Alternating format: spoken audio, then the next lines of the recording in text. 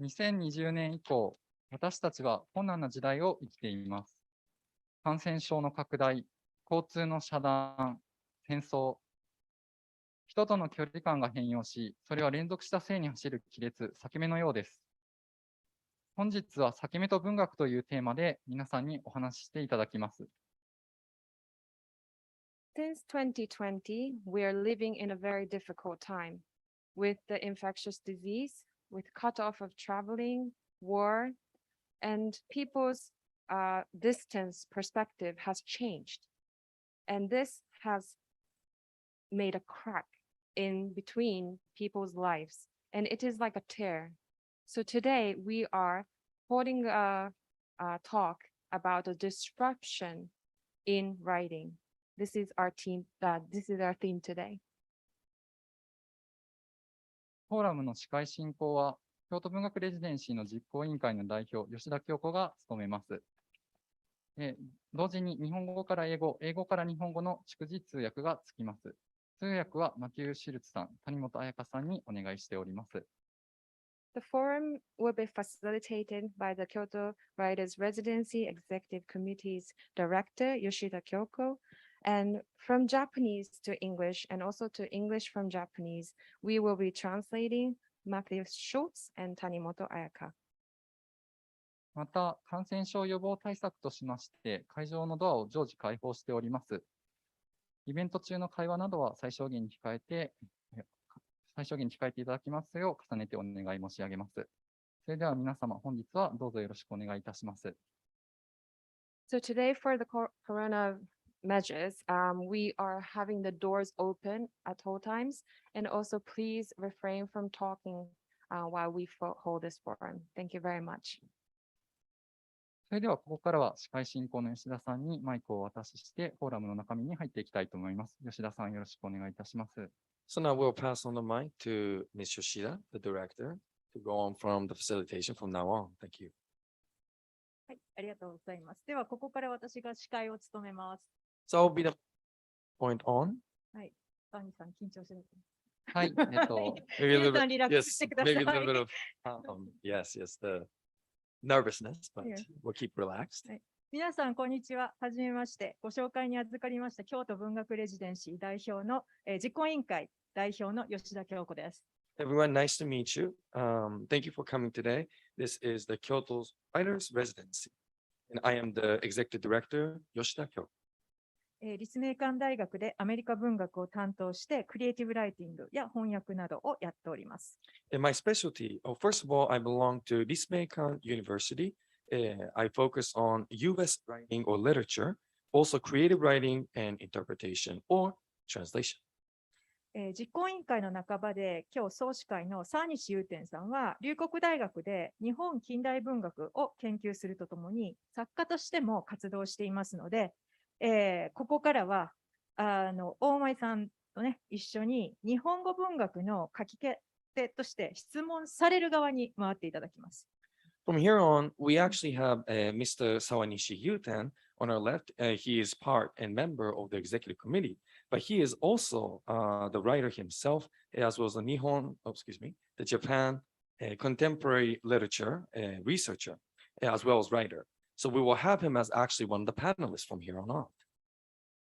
このフォーラムでは、テーブルないんですけど、ラウンドテーブル方式で、参加作家の皆さんにお話を伺っていきます。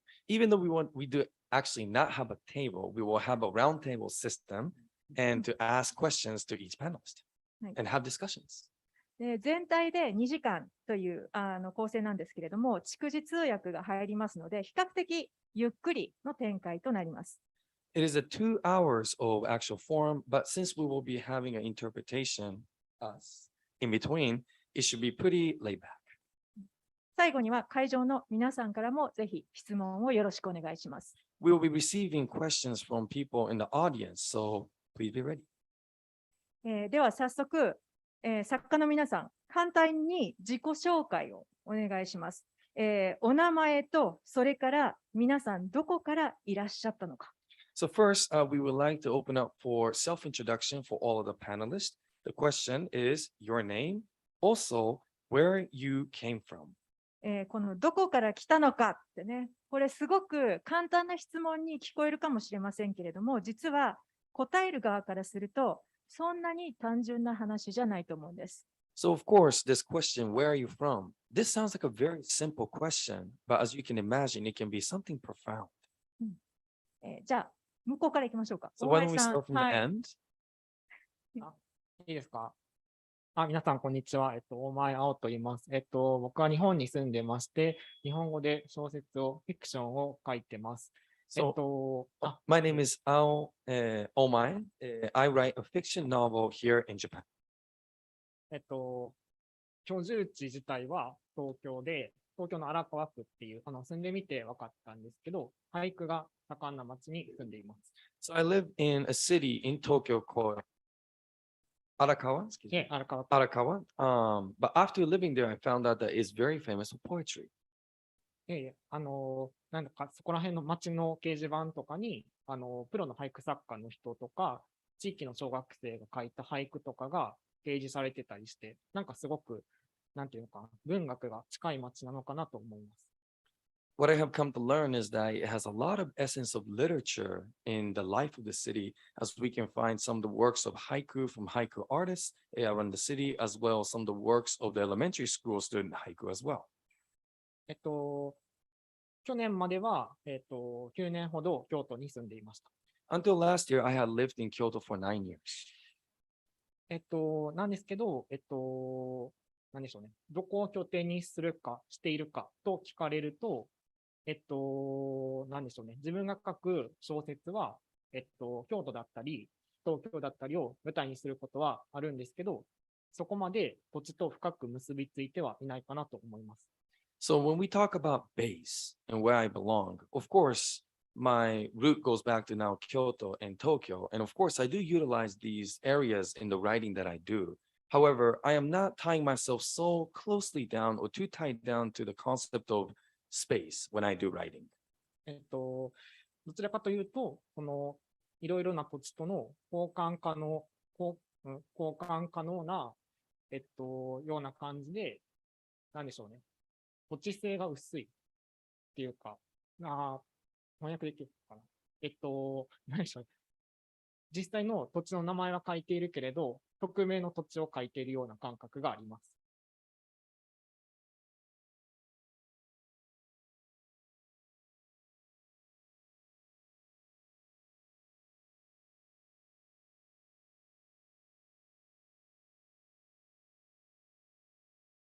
Direct place that exists. Matter of fact, it doesn't have much more of a heavy kind of a feeling to the space itself over a specific location. ちょっと長いですか？はい、じゃあ次、アンナさん行きましょうか。Okay, so why don't we go to the next panelist? またいろいろ聞きますんで。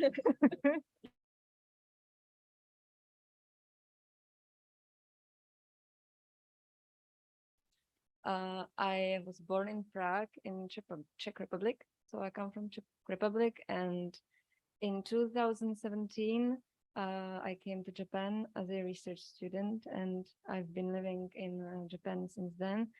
I'll go ahead and interpret. Thank you. Sorry. Check. Anna Cima. Check. Anna Cima と申します。チェコ共和国ですね。チェックリパブリック、共和国から参りました。2017年から京都に住んでおり、作家の活動として日本に滞在しています。Excuse me. 東京に在住しております。研究者ですね。Research, and I am also a researcher. So, 研究者としても活動しています。So, yeah, so I've been living in Tokyo since then for almost 5 years now. And so if you ask me where I'm living now, where is my called Ibasho, the place I feel at home, it's quite difficult for me now. 今東京には5年ほど在住しているんですけど、どこが私の場所なのかというふうに問われると、それは私にとって少し難しい質問であります。So whenever I'm in my country, in Czech Republic, I always kind of dream of Japan and think of Japan as the place I need to come back to. 私がいつも思うのは、この日本に夢を見ている、そして見ていたというのもあり、いつも私が帰ってくる場所は日本なのではないかなというような思いを持っています。But on the other hand, when I'm in Japan, it's exactly the opposite. I always think that I should be coming back home, meeting my family. So I think I'm maybe kind of stuck in between these two countries.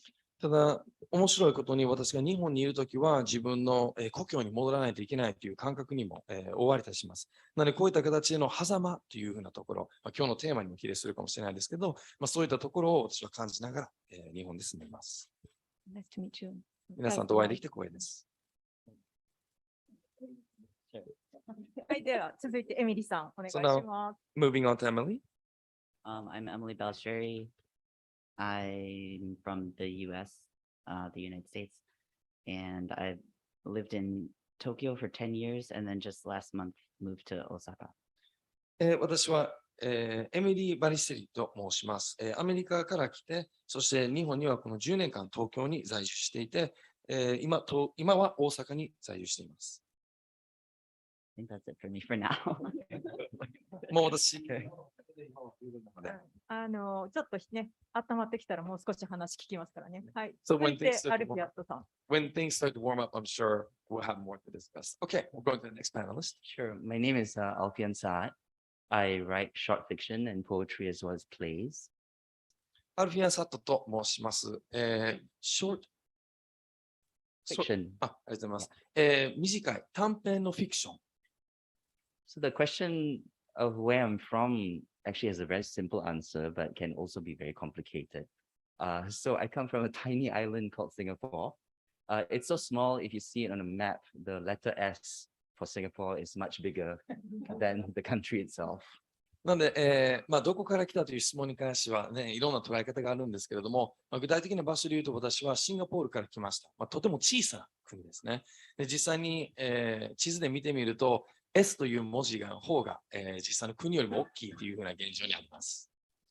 So I say that it can be a complicated answer because I find sometimes when I say that I'm Malay, for example, so people assume that I'm from Malaysia.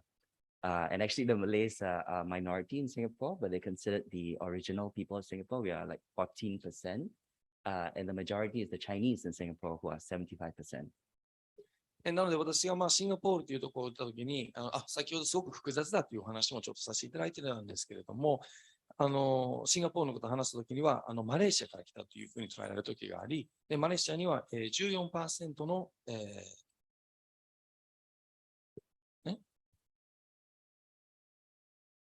Excuse me, we mentioned about the 14% Malays. of Malays. Malays in Singapore, yeah. マレー系の方で 75% の中国人の方が住みます。はい。So when I go to Europe, people actually think Singapore is in China and actually ask me, how is Xi Jinping? And I say, I don't know, I don't live there. なので、ヨーロッパに行くと、実際にシンガポールは中国に一部となっていて、北京はどうですかというふうに聞かれますけど、僕はもちろん北京について何も知らないです。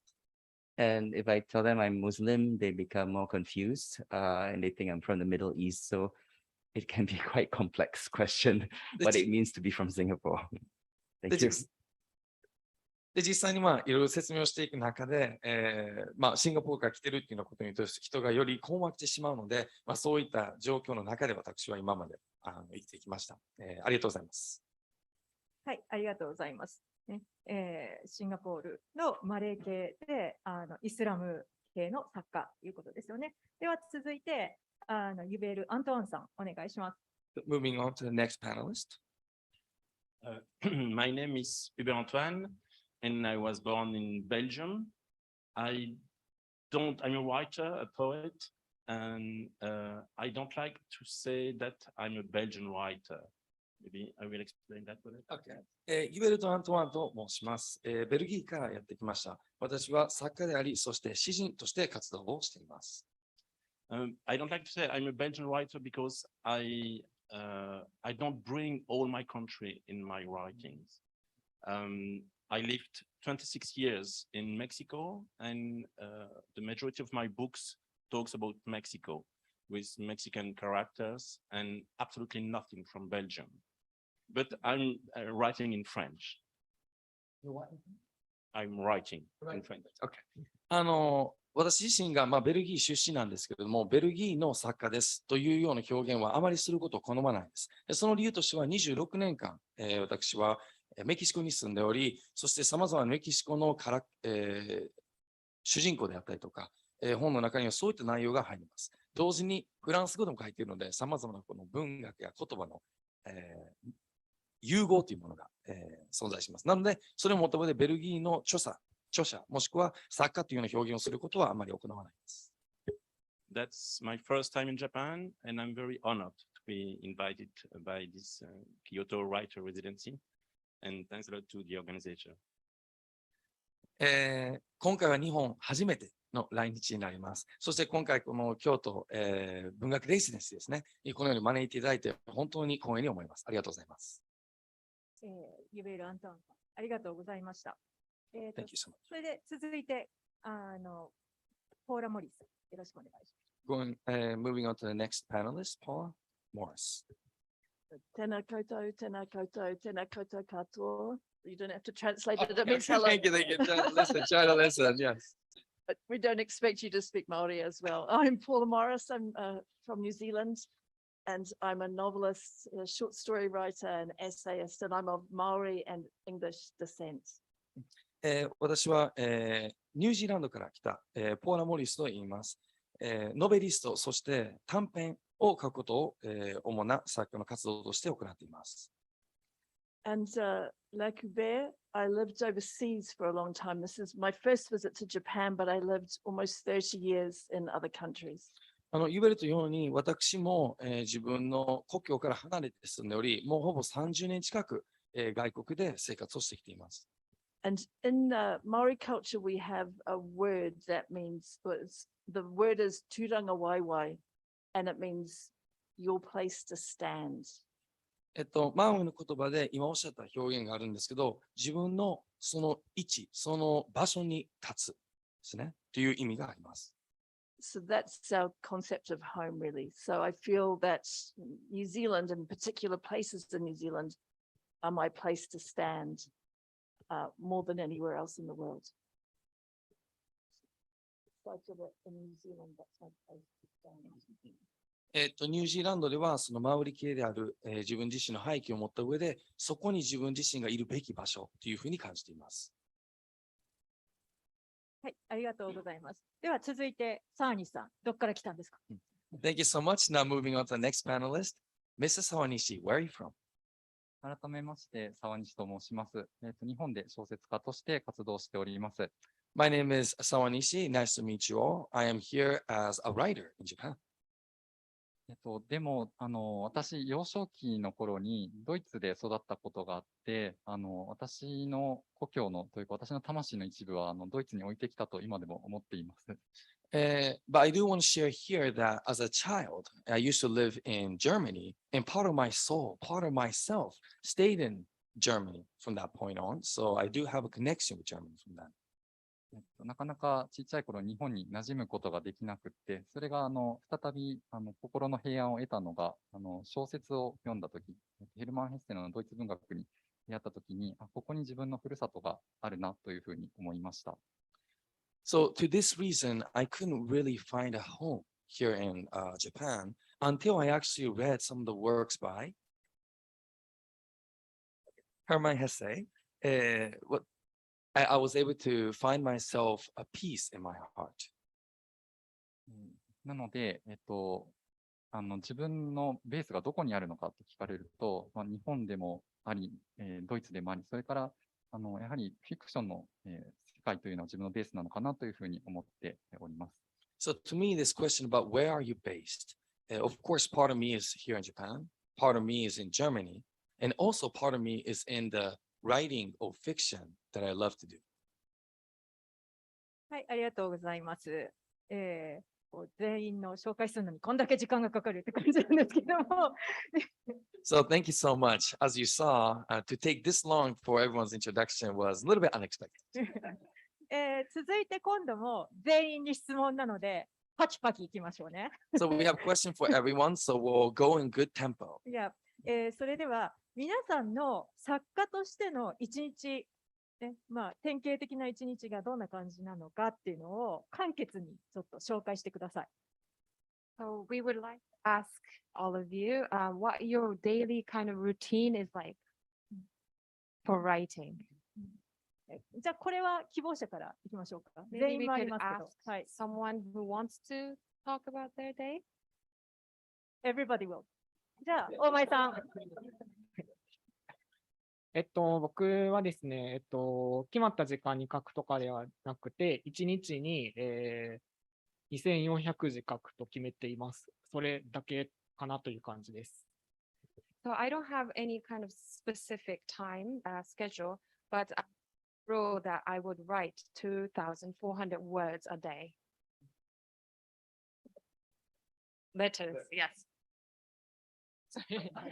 Not words, letters in Japanese. かなり違います。はい。では続いて、anybody else? はい。So I don't really have a writing routine.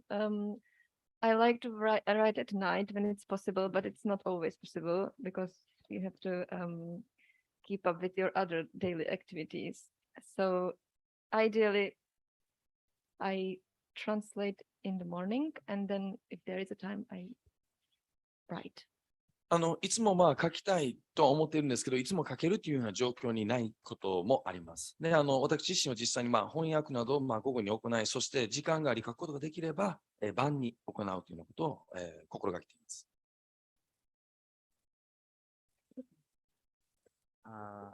I'm pretty much a morning person, so if I can, I like to go to bed early and wake up in the morning and work. And I'm a translator. I don't write my own fiction. 私は朝方の人間なので、基本的にまあ仕事、作業ですね、は、朝からまあ夕方にかけてやりたいというふうに思っています。で、私自身は、翻訳者なので、まあ、自分自身が作品を書くということは、どちらかというと珍しいです。I think I'm weakest in the afternoon, and then sometimes at night I get a burst of energy and start working again. But yeah, I like mornings the best. まあ、私自身の、まあ、自分自身が理解している部分で言うと、午後が一番弱くて、そして夜にまたぐっとエネルギーが出てきて、いろいろ作業などに取り掛かるときがありますが、基本的には朝方の人間です。I live in the tropics, so I can't write in the day. It's really too hot. The government has solved it with air conditioning, which, by the way, has been voted by a lot of Singaporeans as the best invention of the 20th century. なので、まあ、シンガポール南国に住んでいますので、午後などすごく、暑くなります。ということもあって、まあ、早い時間に書くときが多いです。で、まあ、シンガポールのね、そういった、クライメット、環境、気候ですね。というようなところもあって、今、僕が言えるのは21世紀の一番の発明としては、クーラーだなというふうに思っています。So I will often write at night and actually after midnight. And I'll write all the way until the morning. And of course, in the morning, I'll feel like I've been hit by a truck. But I'm most productive at night because I don't like air conditioning at all. 先ほどすみません、早い時間と言ってお伝えしたんですけれども、まあ、涼しい時間という表現が正しくて、書く時間としては夜から夜中にかけて、そして朝方まで書くので、朝方になったらもうまるでね、車にひかれたみたいなぐらいのもう状態になって、もうバタンと寝てしまうような感じです。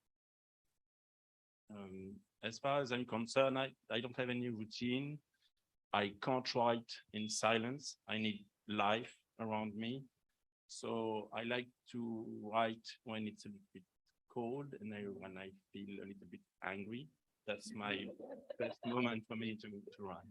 なので、まあ、一日のどの段階のどの部分で書くかっていうのよりも、私の中ではまあ静かな環境で書くというのはとても難しくて、何かこの突き動かすものやエネルギーというものがあることが、すごく大事だと思っています。なので、例えばちょっと怒りを感じている時とかに、自分自身の作品を書くというようなことを心がけています。I teach creative writing at a university, so I spend a lot of my time reading other people's work. まず私自身が、教員として、大学の教員として働いていて、そして、クリエイティブライティングですね、を教えています。なので、たくさんの方々の、作品をよく目にすることがあります。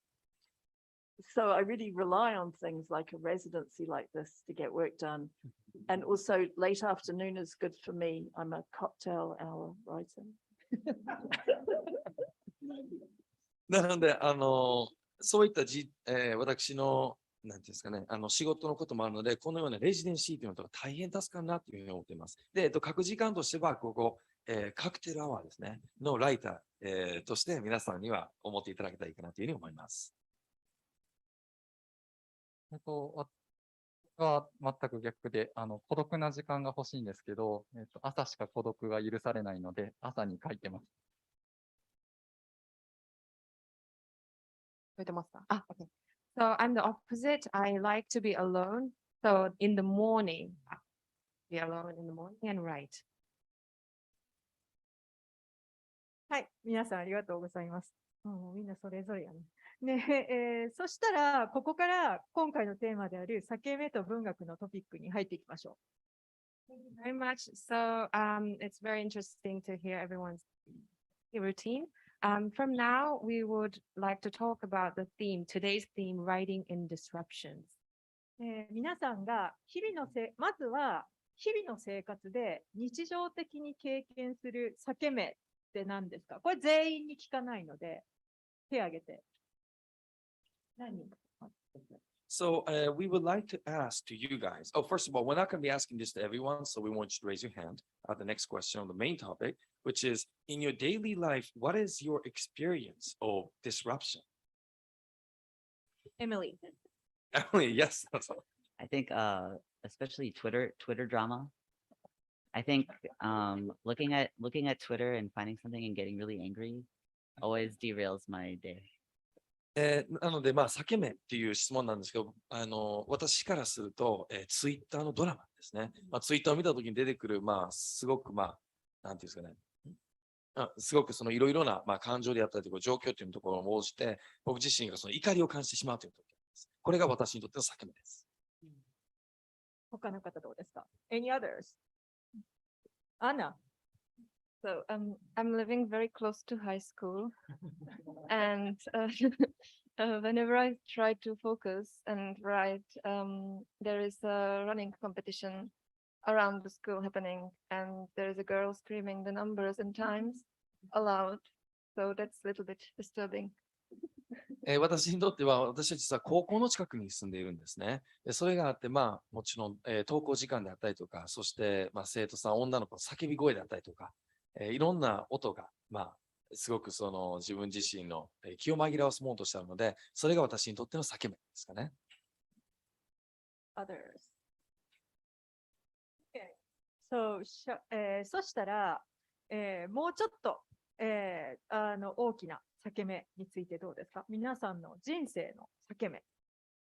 Okay, let's actually now go ahead and change the question, put a twist to the question a little bit more profound element of what is the disruption in your life, or what has been the disruption in your life. あるいは皆さんの執筆に影響を与えたような、自分に起こったことじゃなくても、何か自分の執筆に影響を与えたような裂け目、作品のテーマになったような裂け目。Or how about another things to take in consideration is what is a disruption that gave birth to your writing, or that gave an inspiration to your writing, or some of your works? これも誰からでも構いませんので。This question too can be from anyone. Paula. I know this is a strange answer, but the novel I'm writing, I've been writing for a long time. これは変わった返答になるかもしれないんですけど、私が書いている作品はすごく長い間書いています。And I was writing it in 2016 in Denmark. デンマークで2016年から書き始めました。It was midsummer night when they have a big bonfire on the beach. ビーチで行われるこのキャンプファイヤーが行われている夏の中旬ですね。And they burn a witch. Burn a witch, not a real one. はい。で、魔女を焼くんですって今おっしゃった。いや、本物じゃないですけど、そういった魔女に例えた人形のようなものを、キャンプファイヤーで焼きます。That was disappointing that it wasn't a real one, but でもそれがね、本物バージョンなかったことに私はちょっと残念に思っているんですけれど、これ皆さん笑うところですよ。but as it turned out, that was the night of the Brexit vote. Brexit. これがロンドン、そして英国のこのブレキシットの始まりでありました。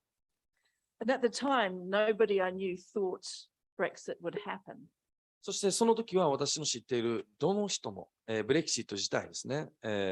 なんで、英国がヨーロッパ連合から離れるということに対して起こるというようなことを誰も思っていませんでした。But when it did happen, I realized that was my novel. でもそれが起こった時に私の中で、これが私の作品になるんだっていうふうな、と思いました。So not a witch burning, but Brexit. なので、魔女が焼けることではなく、魔女が燃えることではなく、ブレキシットです。ありがとうございます。Thank you. アルフィアンに行きます。はい。Yeah, so I think for me, it was, I think, losing my mother in 2015, so 7 years ago. 私にとっては2015年、7年前の話なんですけど、私の母が、亡くなられた時です。And I think it's one of those things that maybe you maybe rehearsed as a thought experiment when I was young, but I think no amount of that kind of mental preparation, I think, could really prepare me for it. でもちろん、なんていうんですかね、その彼女が亡くなる前も自分の中ではその準備といいますか、メンタル的にもそういったことを行おうとしてきたんですけれども、もちろんそれは実際の経験としては一切比較できるものではないくらい辛いものでした。So that moment really felt as if it's divided my life into half, one in which I had a mother and one in which I did not. でその瞬間から裂け目が生まれました。私の考えるこの二面性というか、一つは母がいる人生、そして母がいない人生。So it's something that I sometimes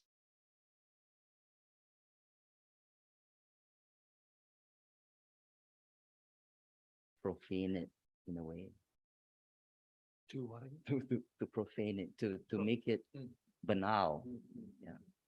Yeah. なので、時にはこの題材を、書くということは私にとっては、すごく難しい、ことであり、どのようにその、今を、描くのかということも直結しています。But at the same time, I still do have faith in literature, in the sense that as much as I think it's beyond expression, maybe I think maybe I'm not challenging myself yet. I think one day the words will come. で、ある意味私は、何をどうおっしゃいましょうかね。どう言いましょうか。文学というものを信じています。で、それを通して私はこれに取り組む中で、言葉を超える表現というものが生まれると信じています。で、それを追求して、私は作品に向き合っています。直接お母様の死のことを書けなくても、それが何か今後の糧みたいな、そういう感じですね。So maybe an element like maybe if you can't write directly about, related to the death or passing of your mother, that becomes an inspiration to work for the further and future pieces for you to write, perhaps.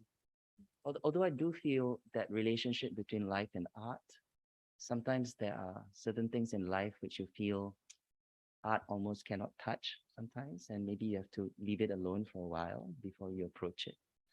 何か、芸術と、そして人生、もしくは命というものに対しての関連性というところがあるのかなというふうに思っていて、そして人生というものに時には、この芸術は触れることができないっていうふうなことも感じています。今を生きて自分自身をしっかり感じ取っていくということが重要視されるところかもしれません。I'm not a big fan of the word description. I prefer accident, and I think accidents feed the personality and feed the writing in a way or another. ですね。裂け目という言葉に対して、あまり好印象がなく、どちらかというとアクシデント、事故ですね。意図的じゃない形で起こることっていうのところに、どちらかというと置き換えています。置き換えたいと思います。I suffered quite a tragic event in my life, a lot. And but it was interesting to oblige me to think of description because I observed that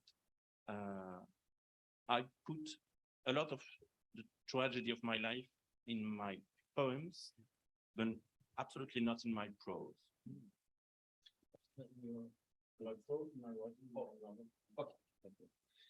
なので、この裂け目っていう風なお話なんですけど、私の人生自身の自体で、たくさんの苦難、ありました。そういったところをもちろん裂け目として自分は考えており、それが私が作る、詩や、書くものに比例していきます。ちょっといいですか？その詩、その個人的な人生の悲劇っていうのが詩には表現されるんだけれども、散文作品には表現できないっていうのがすごく面白いんですけど、もうちょっとそこら辺説明してください。So,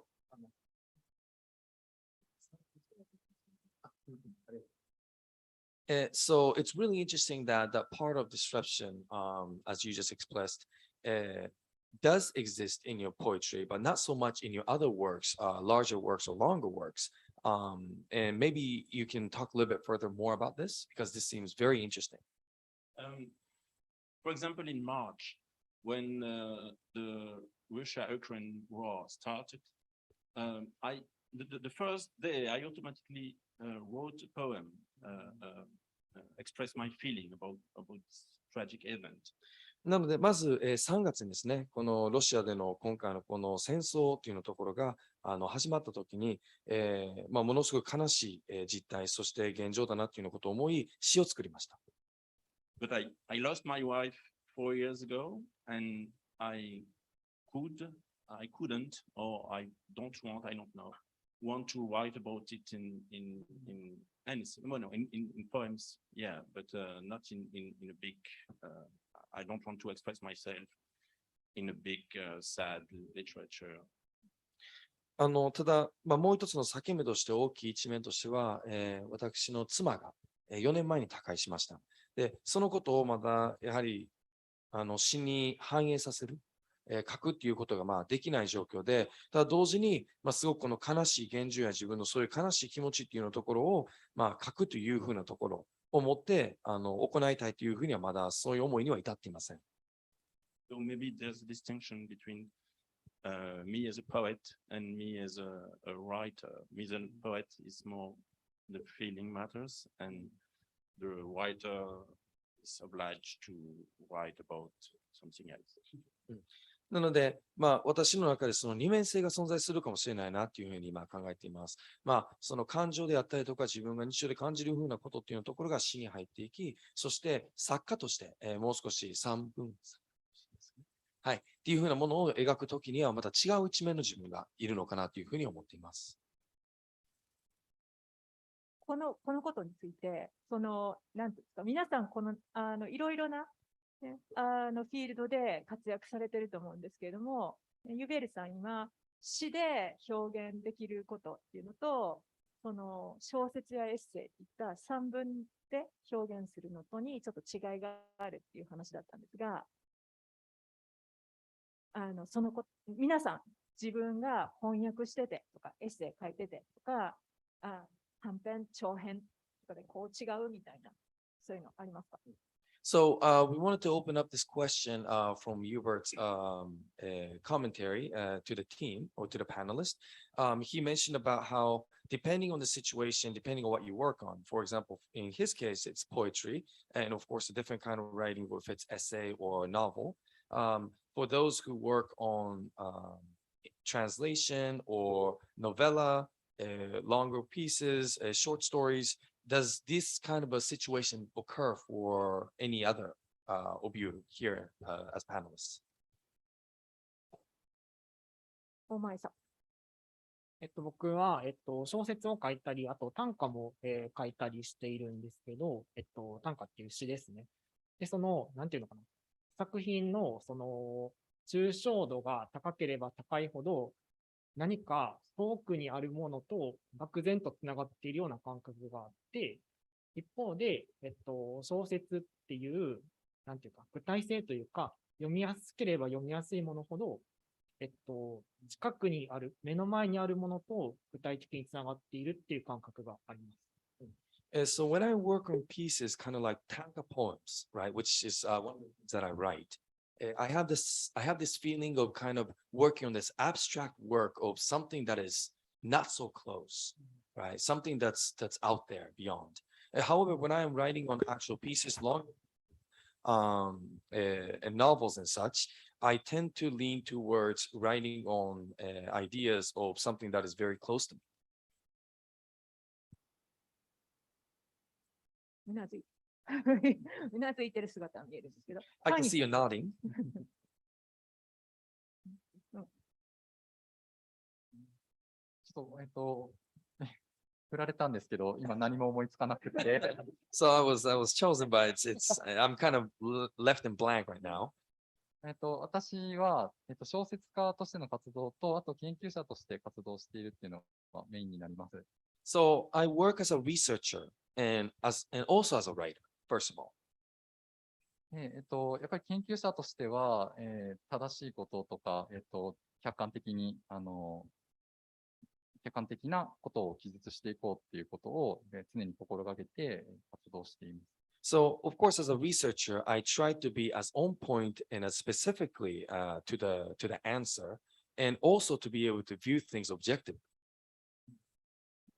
けれど、すごい客観的に書こうとか、真実を記述しようとすればするほど、論文だとなぜか本当に自分の中にある感情とか、思いとかっていうものが、どんどん押し殺されていってしまうっていうのが僕の記述のスタイルです。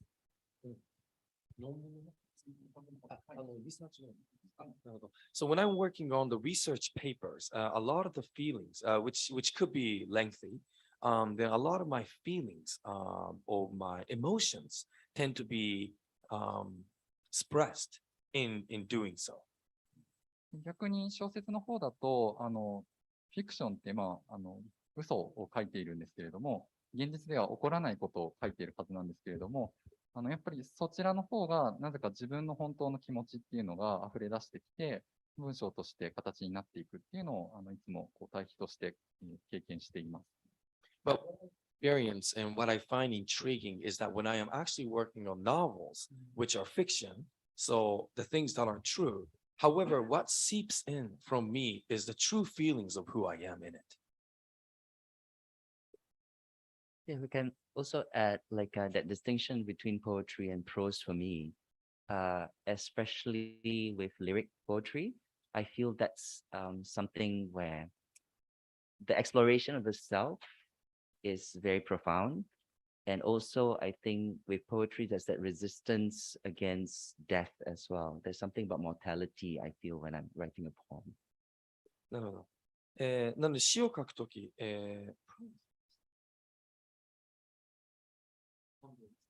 散文を書くとき、この2つに対しての明確な、違いが、存在します。Can you recap one more time? Sure. Okay. So I'm saying that in a poem, as compared to prose, I feel that in the poem, the exploration of the self is a lot more profound. And also there's that whole resistance against death, I feel, because in a poem, I think it comes closest to breath.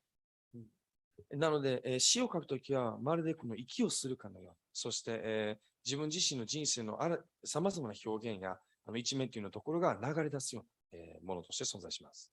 Something like a line break in a poem for me, for example, is a way of taking or catching a breath. It's a notation of how one speaks. なので、この、詩を書くというときは、私にとって息継ぎをする瞬間というか、この今の瞬間に立ち止まるっていうふうなものとして存在します。So I'm mainly a novelist, so I write big books. まず私は、小説を書くので、長い作品ですね、というようなところを、取り組むときが多いです。So I follow, I think it was Graham Greene who said, it's important for a writer to have a bad memory. グレム・グリーン、氏がおっしゃったセリフかもしれないんですけど、作家、著者ですね、は、記憶が悪いということが大事だというようなことを私の心の中にいつも止まっています。And my interpretation of this is that you forget whether it happened to you or happened to someone else or you heard it on the bus. You just steal it and use it. なので、何が言いたいかというと、やはり私のとしては、それが実際自分の身に起こったことなのか、誰かの身に起こったことなのか、もしくは、バス乗っている時に耳にした場かもしれません。そういったものを作品に反映させていく。ということを、心がけています。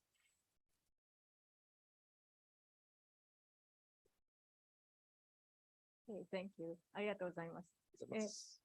はい。そしたら、いろいろな、なんていうんですか、この作品ね、日頃の執筆の、息継ぎの取り方から、どうやって、いろいろな他人の記憶を盗む方法まで、いろいろ話が出てきたんですけれども、裂け目っていうテーマに沿いながら、もうちょっと話したいんですが、私が現代文学の研究者として痛感しているのは、今はね、ポスト国民文学の時代じゃないかなと思うんです。So that was very intriguing to hear about how you guys work when you're writing pieces, or perhaps getting inspiration from elsewhere and maybe take that into your own life to work on pieces, which is quite intriguing. Now, I do want to mention that right now, I also, what I have come to realize is that working as a researcher of modern literature, I work on post-national literature, the era of post-national literature. それどういうことかっていうと、今日の作家は移動しながらいろいろな場所で、時には言語の壁をまたいで執筆をしている。So with that said, what I want to reiterate is that today, writers, right, can move from place to place, space to space, perhaps languages, and perhaps borders or walls in order to write. 枠組みっていうのを文学に当てはめるのは時代遅れだなと感じています。So, Nation state. Thank you. So in order to place this concept of nation state into literature is almost like completely outdated. で、裂け目っていうね、テーマからに沿いながらちょっとずれる形なんですけれども、今回も移動する作家が、ね、たくさん参加していますけれども、この地理的、言語的な移動っていうのは、皆さんにどういう影響を与えてきたのかっていうのをちょっとお話ししてください。So we veer away a little bit from the concept of disruption. Of course, we're still in the same realm, but what I want to ask next is that we, the panelists, are people who have moved from place to place and are here today. So for you guys, what is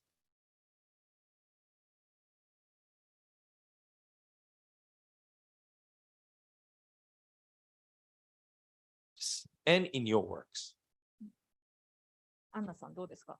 How about you, Anna? So I write in Czech language for Czech people, but my books take place both in Prague, Czech Republic, and Japan. So whenever I write, I kind of have to think about how to introduce the Japanese part, the Japan part, to Czech readers, so that they would understand, and yet it wouldn't sound like explaining. なので私は作品を書くときにチェコ語で書くんですけれども、プラグ、都市ですね、の作品であったりというようなところを、日本の題材を持って描いたりします。その時にどのようにこのストーリーを伝えていくのか、日本の一面を伝えていくのかというようなところを持って私の作品などに取り組みます。Yeah, so because if I tried to like start explaining various things that are happening in Japanese culture or history, and that would be boring. It would be not be literature anymore. Wouldn't be what anymore, you said? It would not be literature anymore. It would be just explanation. なので、Thank you for the clarification. なので私が、例えば日本の例えば歴史であったりとか、今起こっているふうなことっていうのことを説明するっていうものを、もし、私の作品に付け足していく、もしくは付け足しすぎるとすると、それはもう、文学ではなくなっていってしまうんじゃないかなというふうに思います。And then I will give one more short example. I just published a 700 pages long book. And there's a lot of characters with Japanese names. で、もう一つの例で言うと、私は、最近この700ページの、作品っていうところを、出しました。で、そこには様々な日本の、キャラクターの名前が入っています。So I had to really think about how to make it easier for the Czech reader to really like to be able to difference between these characters. So I used a lot of names that appears in names of firms like Honda, Suzuki, and other. なので、もちろんこの、チェコの、慣習にですね、しっかりとこの日本の名前が入っているというところでも、差別化であったりとか、分かりやすくするために、鈴木やホンダや、まだ馴染みのあるような日本語の名前というところを、使用するようにしました。Yes, so from me. 以上になります。I guess I'll say something. エミリーさん。So I said I'm a translator and I moved to Tokyo in 2012 to become a translator. I was studying in San Francisco and I just felt like my Japanese wasn't improving fast enough. なので私は2012年から、日本に住んでいて、それまではサンフランシスコにいました。翻訳者として私は、勉強していて、最初にそのようにお伝えしたんですけれども、サンフランシスコにいるときには自分の、日本語の発展ですね、学ぶスピードっていうところが不十分というふうに感じていました。So I guess you could say that my work is influenced by me moving because I was finally able to read Japanese literature and really appreciate it and understand it deeply enough to translate into English. なので、日本に来るというこの行動ですね、その決断を私にものすごく大きな影響を与え、今本当の意味で日本の小説を、日本語から自分が理解し、しっかりとそこに対して、楽しむことが、できるようになったのも、日本という国に来たことが理由です。空間、そして国を移動したということですね。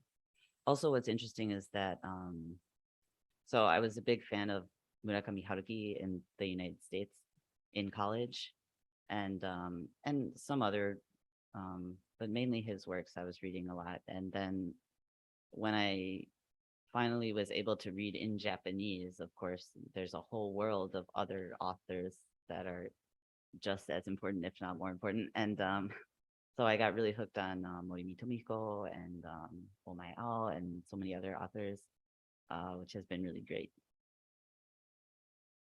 アメリカの大学時代では、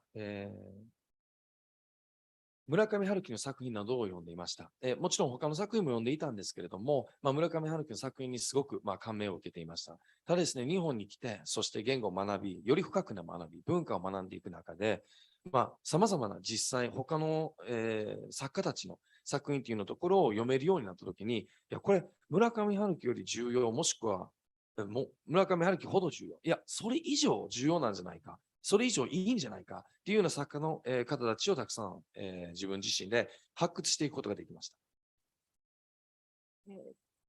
エミリさんは多分私とかよりもはるかに今の日本のなんていうんですか、純文学だけじゃないさまざまな新しい文学とか漫画とか、ね、そういうコンテンツについてはすごく詳しいと思うんですけれども、そこにこう浸っていく体験っていうか、それを発見した時の興奮みたいな、どんな出会いだったんですか？ So, me, I'm sure you are greatly and furthermore experienced in manga, more the contemporary literature that exists today compared to the older ones than myself. And when you came to Japan and when you immerse yourself into the culture and into the language, and when you found yourself intrigued and fascinated in these things, would you be able to share maybe some of that experience of the change that you experienced? Emily-san. Yes. Uh, uh, so for example, one day, I always bring a book with me everywhere I go, but one day I forgot. So I needed a book to read in the train. And when I went to the bookstore in Shinjuku Station, what I found was Penguin Highway by Morimi Tomihiko. 私は普段出かけるときに必ず本を所有していきます。で、電車の中であったりとか、移動するときにも常に本を持ち歩き、そして読むようにしています。で、あるとき本を忘れてしまったので、新宿、excuse me、新宿の、本屋さんに行き、ペンギンハイウェイですね、の本を、yes、購入しました。森見富彦長ですね。ありがとうございます。 So どんどんお願いします。So I read that and then immediately went to the bookstore to buy every other book that they had by him. なので、その本を読んだすぐ後にですね、森見富彦、さんの他の作品をすべて買いに行くっていうふうな経験になりました。経験をしました。ありがとうございます。はい、ユベールさん。はい。As I said before, I lived more than 2 decades in Mexico, and I am always upset when I read a book of a French author or an English author talking about Mexico and saying a point of view, a wrong point of view of the country that I love and where I live.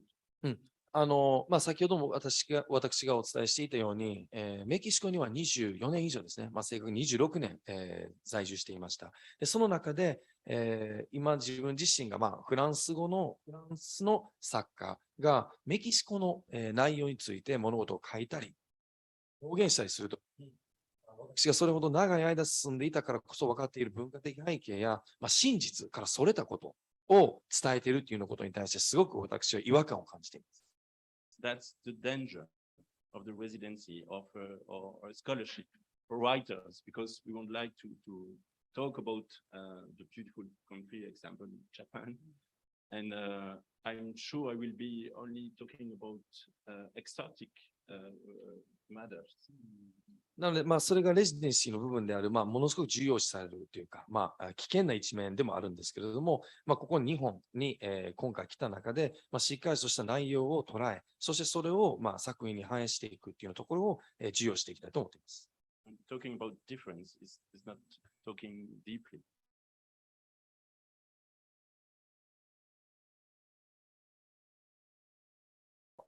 なんですか、そ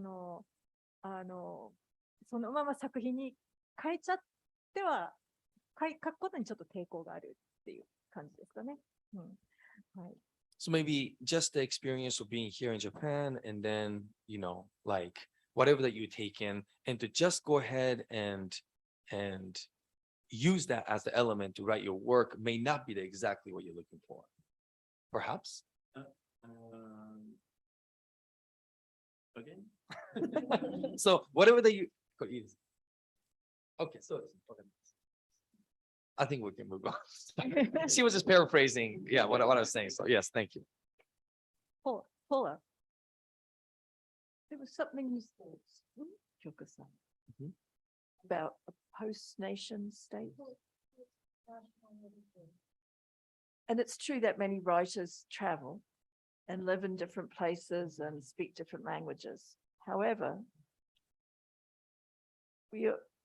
countries are profoundly different from each other. Cultures are profoundly different. And even within a country, there can be profound differences. そうですね。なので、もちろん、先ほど、吉田さんがお話しされていた、この現代ですね、の、国民や、国家というのに対しての、文学というお話も出ていたんですけれども、私たちのように国から国へ移動して作品を書くっていうところはあるんですけれども、やはりその国一つ一つの中にあるものすごく重要視されるもの、文化性であったりとか、作品っていうようなところにつながっていくものは、大いにあると思います。And for individuals and fiction writers, the important thing is point of view, always. そしてもちろんその作家としては視点ですね、自分の考え方を何を持っているのかっていうところが何よりも大事なことだと思っています。And sometimes I feel that if we come from an island country like this, or from New Zealand, we have quite a different way of seeing the world than someone who comes from a continent. で、例えば私の経験で言うと、もちろんニュージーランドから私はニュージーランド出身ですので、日本もそうなんですけど、島国から来る人っていうのところは、大陸から来る人に対してすごく違う感性や考え方を持っているのではないかなというふうに考えます。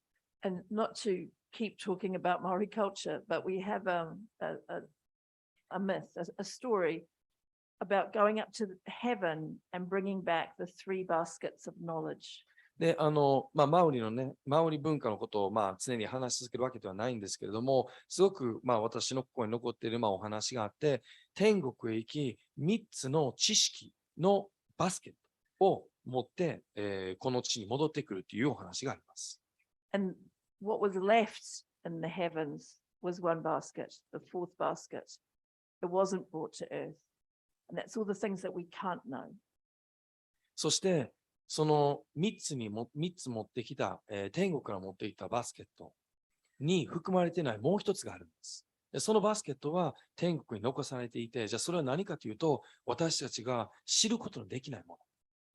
So I think as writers writing about anything, there's always what we know and what we don't know. And then obviously we have to imagine. And what you're talking about, I think there is writers who don't imagine well enough. They are not able to really imagine another point of view. And they're not able to make that imaginatively. なので、作家はもちろん知っていることを書いたり、もしくは知らないことを書いたり、知らないことを反映しなかったりというようなことがあるんですけれども、先ほど、ユーベルトさんが話したように、Because it's our great challenge as writers to imagine people who are not us, who've experienced things that we have not experienced and feel things we have not felt. で、もちろんその作家として、やはり、自分たちが知らないことをどのようなイマジネーションを持って書くのか、そして、知っていることをどのような形で書くのかっていうところが、すごく大きな課題として作家たちの中にあるというふうに私は思っています。But you also traveled, right? ポーラさんは、ニュージーランドの話、今のところされてますけれども、ポーラさんもまた移動している作家ですよね。So she's saying that that of course you also are a moving artist. A moving object, yes. Yes, and I think that's because I'm very curious about the world and I'm delighted to be here in Japan and excited and confused. そうですね。なので、先ほどから話してこの移動している作家、私自身もね、もう実際にそうであるんですけれども、本当にやはり私がそれをする理由としては、興味があり、そして新たな文化、いろんな場所に自分自身の、また心、そして自分が動かされるものっていうのを突き動かされるものを探しに行き、日本に来てとても喜ばしく、でも同時に困惑もあります。And I think that feeling of being like a child somewhere else is really good for you as the writer. You have to ask questions and see the world again in a fresh way. そして作家として、この子供の時の純粋な心、思いといいますか、そういったところがものすごく重要な一面で、私たち作家がそういうようなところを忘れてはいけない一面なのではないかなというふうに考えます。今の話を聞いてて、あと思い出したのは、イタロ・カルビーノが日本に来た時のエッセイです。This discussion that we're having now just reminded me of Italo Calvino Yes. The essay when he visited Japan. その中で、私たち人間が、日頃の生活の中でいかに視力を失いやすいかということが論じられています。So in that essay, there is a part, or the main discussion in this essay is that we as human beings tend to lose sight when we're passing our lives, when we're going and living through our lives. それが、旅をすることによって一時的に視力を回復することができるというのがイタロ・カルビーノが書いていることです。So Italo Calvin's, excuse me, I'm not pronouncing this right, but emphasizes that by traveling, this sight, this vision is developed or is refreshed. 作家にとってそういうことが本当に必要だということいますし、それは作家だけではなくて、他の、一般の方々ももちろんそういう体験をいつもされていると思います。And as a writer and as artists, I think this is really important, but not only writers, right? I think this is something that is very important for general mass. ちょっと話が変わるんですけれども、僕自身がそのポスト国民文学ということで考えるときに、それは作家だけの問題ではなくて、読者の問題でもあるというふうに思っています。So another spin-off that I would love to share right now is that when we talk about post-national literature, it's not only about writers, but it's also on the weight of the reader. 読書をするということは、それ自体が旅だというふうにも思いますけれども、たまに海外の本屋さんに行くと、日本文学の本がこう並んでいるのを見ると、少し悲しい気持ちになる時があります。So of course, reading in itself is a journey. But when I visit other countries and see some of the Japanese works that are displayed there, it saddens me sometimes. もちろん翻訳が出ていることはすごく嬉しいしありがたいことだなというふうに思うんですけれども、同時にその消費されているされ方というのが、オリエンタリズムであったり、何かこうエキゾチックな表紙が飾ってあったりっていうことをよく目にします。And what saddens me is that, of course, first of all, I can't forget to mention the beauty, the fact that it's being interpreted or it's been translated and it's there. That itself is beautiful. However, what I feel is that there is this kind of almost a stereotype of the Orientalism or Asianism that is depicted there of exotic way that it needs to be displayed in the front cover. 作家の側がすごく旅を楽しんでいろいろアップデートしてきているので、その面白さが本を通じていろんなところで読者の方にも伝わっていく機会が増えていけばいいなというふうに思っています。And of course, writers are working on pieces to promote and devote their piece and their understanding towards it. And I just hope that that element becomes much more evident for people who do touch those works overseas, of the Japanese works. もしかすると、読者は、何ですか、出版社側とかが表紙で見せるようなエクソチックなイメージ以上に、例えば日本のこととか、ね、ベルギーとかシンガポールのことを知ってるかもしれないし、想像してるかもしれないけれども、なんかこう、そこにちょっと齟齬があるような、ね、感じですよね。Okay, so sorry, yes, I have to. Okay, so actual readers may more the imagination than what is depicted in the front cover. But it's almost like the cultural element or what is already is almost like being kept in the box of how it's depicted may kind of kill the possibility of the imagination of the actual reader in those specific countries. Or interaction between them. で、それよくアメリカとかで以前聞いたことのあるジョークとしては、アジア系の作家の表紙には必ず長い黒髪の女性の顔があって、顔が半分こう髪で隠れてるみたいなそういうジョークがありますよね。So there was like a joke that I heard in US about whenever there is like a work by artist that the front cover have to be this lady with black beautiful hair with half of the face covered.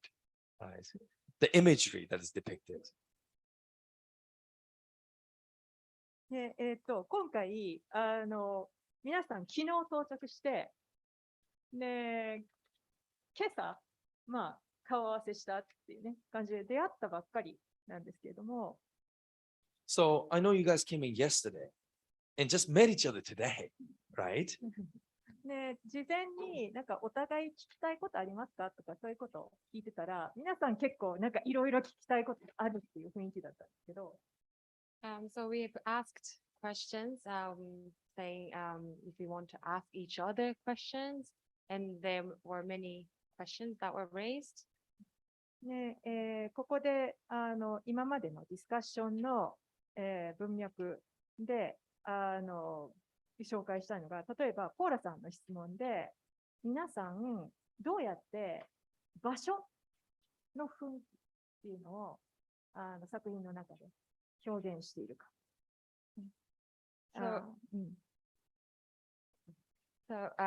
Paula, I think you have asked about how everyone puts in their literature about the atmosphere of the place.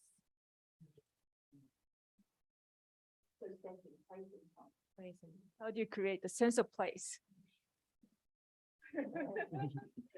Anna, I think that I believe that literature should give to the reader something by the words, something he can imagine. So I kind of like to put smells in the descriptions. And it's kind of a rule that when I introduce a new place, I always try to think about how the place smell, because I can describe how it looks, so they can see a picture, but they can't imagine the smell if I don't write it there. 今の、お話に対して、私が取り組む一つの、テクニックといいますか、としては、作品を書くときにもちろん説明チームとして、どのような匂いを、その場所やそのことがあるのかということを書き入れます。もちろんその場所であったりとか視覚的に見えるものっていうところは、そこはイメージは生み出しやすいと思います。読んでる方が、読者がですね。ですが、匂いっていうのところを入れることによって、よりそのイメージが広がるんじゃないかなというふうに思います。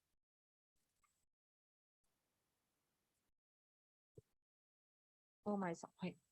そうですね。場所とかを書こうとするときに、何かその特徴的なランドマークだったりとかを書くのではなくて、なんかその場にいる人の、行動だったり、話していることと関連づけるようにしています。So when I write about, or when I work on this concept about place in my works, I don't always just think about landmarks, but kind of this like personal actions or how people interact with each other. その行動とか会話っていうのは、場所にまつわるものではなくて、何かその、記憶に残るようなもの。できるだけなんかその物語の展開にとって、必要ではないもの、無駄なもの。何でしょうね。余白というか、遊びのようなもの。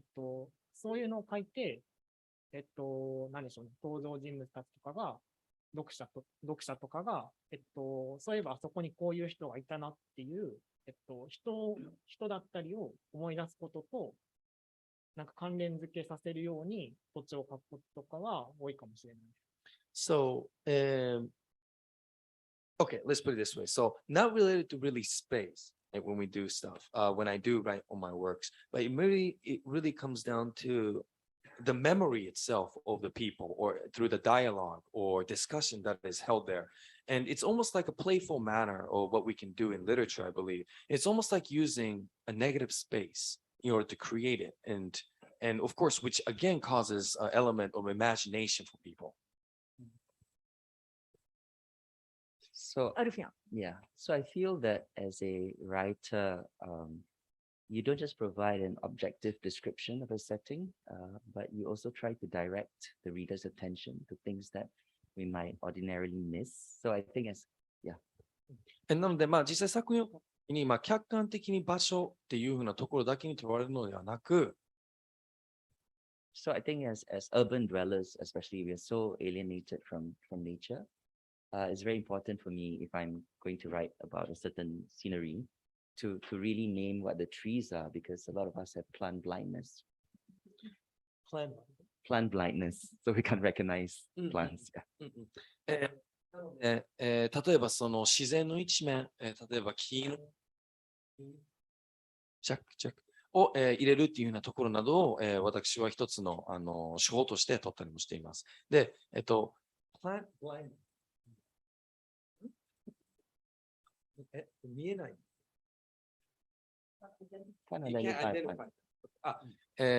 実際にこの自然の中である、例えばこの植物であったりとか、そういったものっていうのところは、識別することができないっていうふうなところもあるので、そういったところのより具体的な説明などっていうのところを取り入れたりします。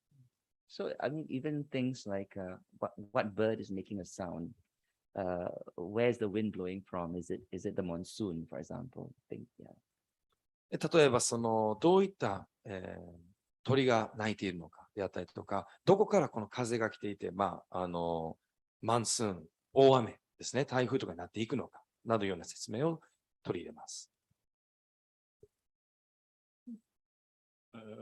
When I'm trying to teach writing in class, I make an exercise with the students, quite easy. I put 2 or 3 objects in a table, and I divide the class in a few groups.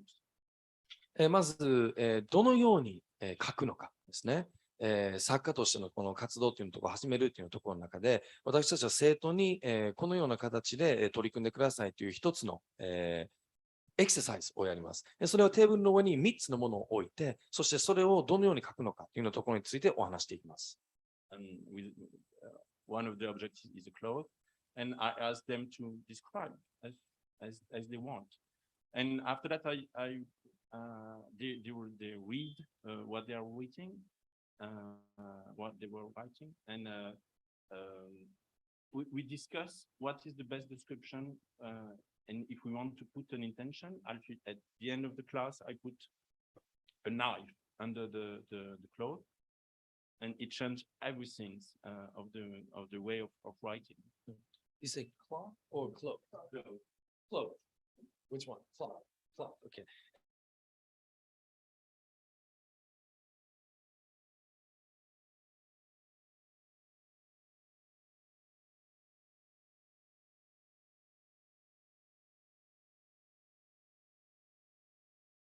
そして取り組みます。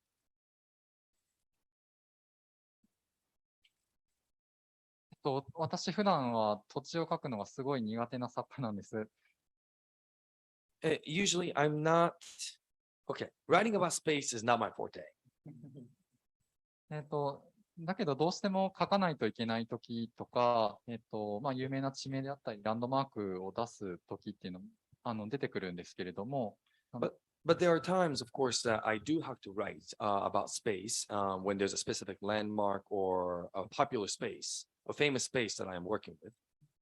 もうその時も本当にそこじゃないといけないとか、そこでしか出せない面白さっていうの、それが自分だけの発見した面白いものだっていうところが、見つからないと、僕は小説の中に土地を描くっていうことはやらないようにしています。But what I actually always keep as one of my rules is that even then this happens that I do have to put a space. I always try to incorporate the element of my own interest or one thing that I found about that space or place that is unique. If I can't do that, I try not to incorporate that space into my writing.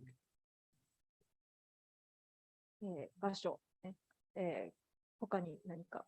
ポーラさんは、例えば、Yeah. What about you? What about you? Yeah. You got everybody's secret. Yeah, you have to share your tip. Yeah. So, another question. 他の質問としては、大前さんから、これ、他の皆さんも、聞きたい質問だと、COVID について、ね、新型コロナウイルスについて、それを自分の作品に書いたかどうか、ねっていうこと。So let's move on to another question from one of the responses that we got from Omae about COVID-19, the pandemic, and have you guys incorporated that into your writing or not? なんか補足ありますか？具体的か抽象的。So either way, it could be specifically talking about COVID-19, or it could be, abstract way. そうですね。僕は普段自分の生活範囲の外に出ないし、海外にも行ったことがないんですけど、なんかその COVID-19 の流行によって、なんかすごい皮肉な話かなと思うんですけど、人類がみんなつながっていること、世界がつながっていることが、すごくなんか普段外に出ない自分にもすごく実感できたんですね。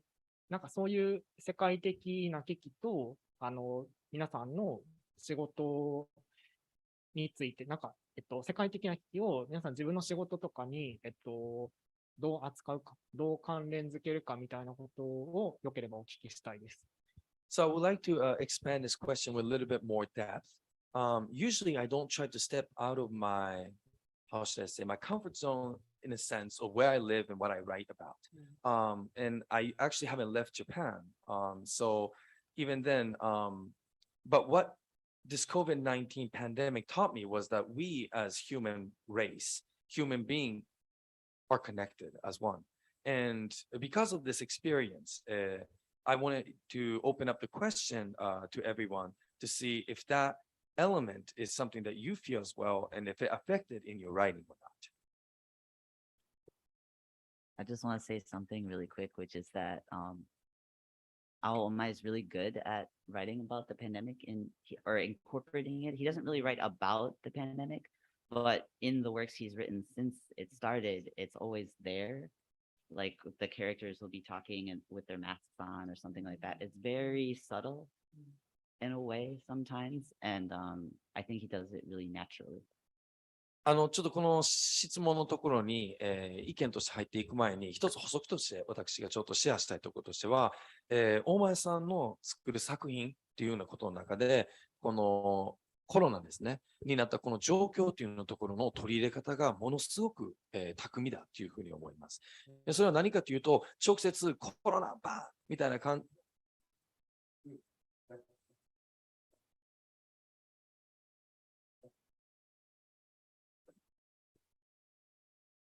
書き方をするのではなく、例えばこの2人の人たちが会話をしているときにマスクを着用して会話しているであったりとかっていう、すごくこの些細な表現、入れ方を通して、こういった状況下に今の世界が起こっているというところを表したりされます。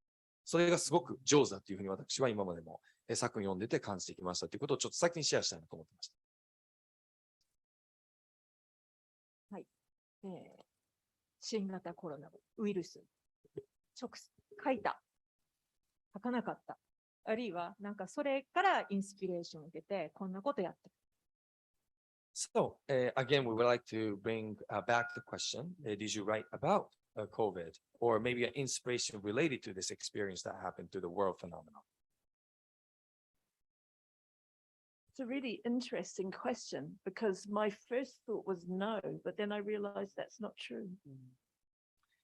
私が、これすごく興味深い質問ですね。最初に私が聞いたときには、いや、そんなことないなって思ったんですけど、そうでもないっていうふうに今思います。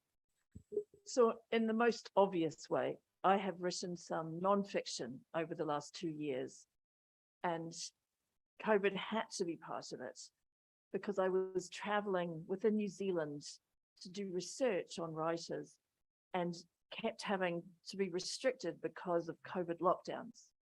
この私が2年間の間で、取り組んでいる作品の中でですね、このニュージーランドの中で、移動し、そして様々な、著者、作家たちのリサーチっていうのところを行ってきました。そしてそれをする中で、もちろん制限であったりとか、移動ができない状況であったりとか、っていうふうなことに、状況に陥りました。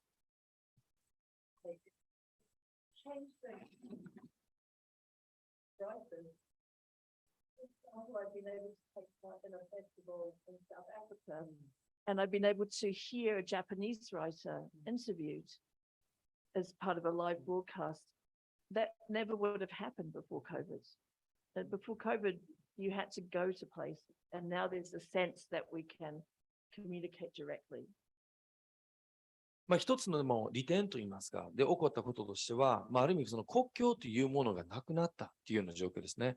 で実際私がこの南アフリカの一つの、フェスティバルをオンラインですね、上で参加させていただき、でそこには他の日本人の、作家たちなども参加したりしていました。でそういったことは実際に今までは、空間、場所ですね、というところに縛られていたからこそ、できなかったことが可能になったという利点もあります。と感じます。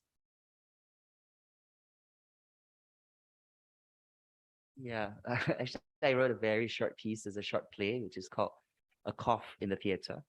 And this was when I kind of imagined that there would be no more theater in the future. So it's a snapshot of, I think, my anxieties during that time. 実際このコロナ期間になってから、私も、いくつか短編であったりとか短いショートストーリーなどを、書いたんですけれども、その中には、例えば、タイトルとして、シアターの中での咳込む、シアターの中で咳込むっていうようなタイトルのものを、描きました。でもちろんそれは今後、シアターというようなところや、そういうふうな場所というところがなくなっていくんじゃないかというふうな、発想を持った上で作った作品ではあります。なので、このコロナの状況といったところが、そういったところにもやっぱり反映しているなというふうなところを感じます。アルフィアンさんは、詩人で小説家でもあると同時に、劇作家として非常にたくさん作品書いていらっしゃるわけですけど、パン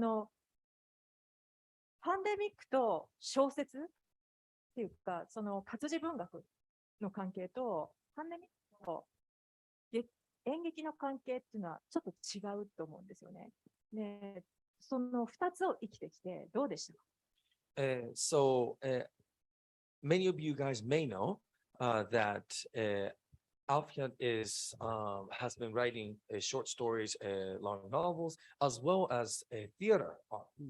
And living in this current time with the situation of Corona, what is it, the differences that you have experienced being a theater artist as well? Wow. So I think going to the theater is a lot more social, I suppose, than just reading a book alone. So obviously it was an industry that was very deeply affected by the fact that we couldn't assemble. もちろん、そうですね、シアター。はい、お芝居、っていうようなところのお話ですね。すみません。シアターというと皆さんちょっと伝わりにくかったかもしれないです。で、私自身が、そういった作品っていうようなところや、そのアーティストとして活動する中で、やはりみんなで集まることができなかった。そういったことの表現をみんなでできなかったっていう状況にあるっていうようなところは、やっぱりすごく、難しい状況下にありました。And it's such a high risk activity. So I remember watching videos of plays, and then you can see the actor getting very intense. And as he's saying his lines, then suddenly you have all the spit coming out. And I remember watching it, and it doesn't look innocent anymore, right? It looks like a super spreader kind of event.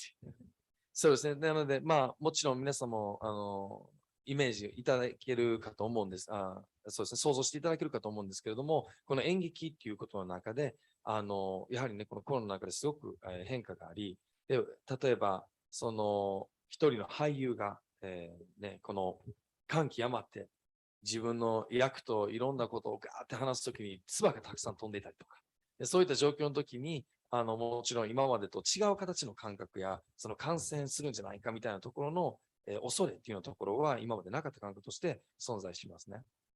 So that's why in the short play that I wrote, it was basically predicting the end of theater as I knew it. And it was in the future where people would be wearing virtual reality headsets to watch theater at home.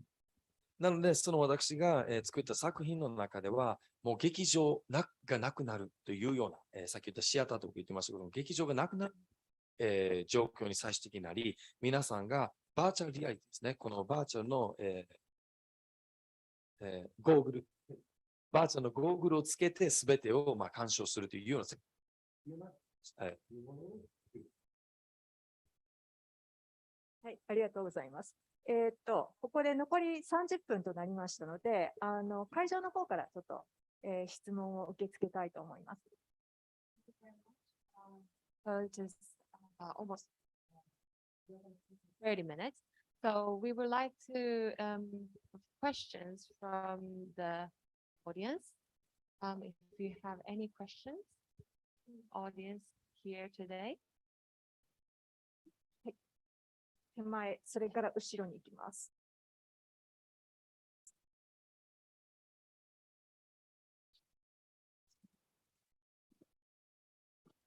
聞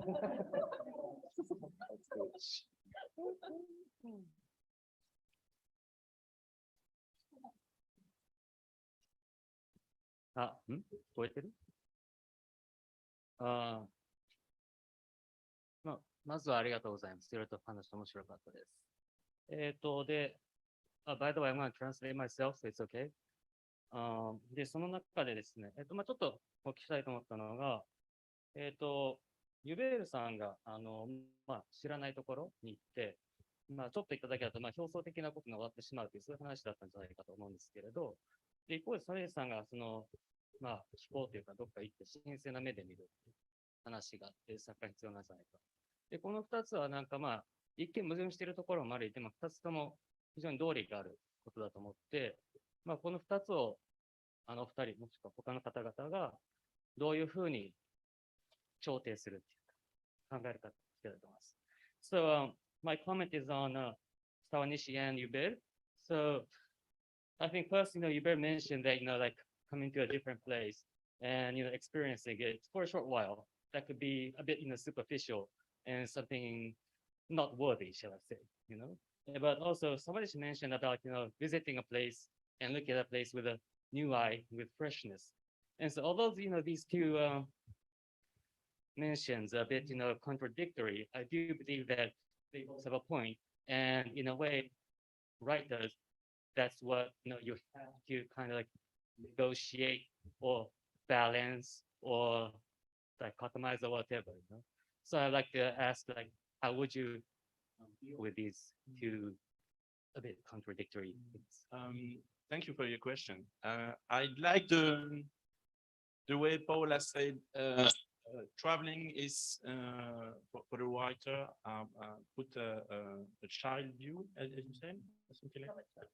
Yeah, and it's refreshing my view, but I'm afraid to be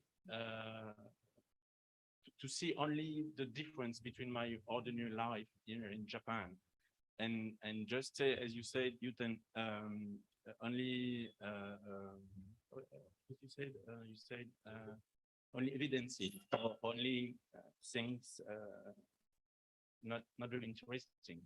And I don't want to be, I don't want to offense the Japan people, saying, look, there's completely friend of us. It's so funny, or something like that, and it will be funny for a few person in Belgium or in France, but it's a wrong point of view. So I was upset in Mexico reading. That's okay. Yes, I was trying to think when I can jump in. そうですね。はい。なので、その移動すること、場所を変わることによって、その新たなね、そのフレッシュっていう表現をね、新鮮な一面っていうのところがあるっていうところは、話していたんですけれども、例えばこの都度私自身が、日本に来て、そしてどのような形でこの日本のね、この経験というのところを変えていくのか、っていうようなところはすごく気をつけていきたいなというふうに、感じている一面があります。でそれはやはりその日本の皆さんのこの文化であったり考え方っていうのところを、オフェン、なので、皆さんに間違った形で見せたいとか、間違った形で伝えるということをしたくない。これは先ほど、イベレスさんがお話しされていたフランスの、作家たちとかが、メキシコの方たちに対して、ごめんなさい、メキシコの文化に対して間違った捉え方を反映するっていうところと一致している、表現っていうか、お話に見ていますね。Thank you. As you can say, I will observe a lot of stereotypes of Japan, and I hate that I will not be deeper. It will take more time. I hate that when I read about Mexico, about exotic things, the people who are just visiting for a few months write about. It means you have to live years before understanding a country, I think. なので、先ほど、沢西さんがね、お話しされているように、海外に行ったときに、反映されているこの、であるとか、であったりとかね、本の表紙に現れているような、ものっていうようなところを聞いた、私もすごくそこは、同じ感覚で、本当に気をつけたいなっていうふうに思っています。特にやはりその一つの国、文化ということを知るためには、数年それがやっぱり時間を要して、やっと自分自身が表現できるものになっていくと思うので、そういったところを注意しながら、自身も作品に取り組んでいきたいと思っています。And in my residency, I challenged myself to find a character I had in my previous novel here in Japan. And so I will be honest with my way of writing and not try to understand the country, just to find the character I had before. And it's a Japanese personage, it's a Japanese character. So I'm so happy to be here and to do that and to feel a lot of things here, but not to try to talk about Japan and understand the country. なので、私の一つの作品に対してやる方向性というかとしては、その一つの主人公であったりとか、その出てくるキャラクターですね、本の中で出てくるものを通して何かを説明したり表現したりする。それは過去の作品とかっていうようなところを取り組んできた形なんですけれども、例えば日本がこうであるとか、日本の文化がこうであるっていうふうな、断言するような言い方っていうのを、このことは避けていきたいというふうに思います。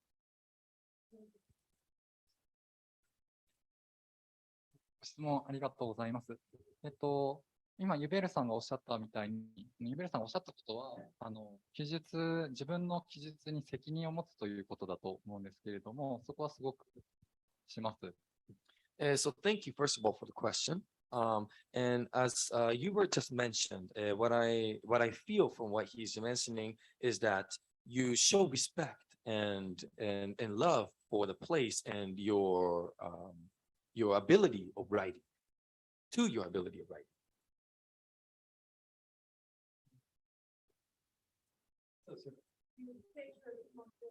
For your writing, okay, yes, okay, thank you. So take responsibility for your writing.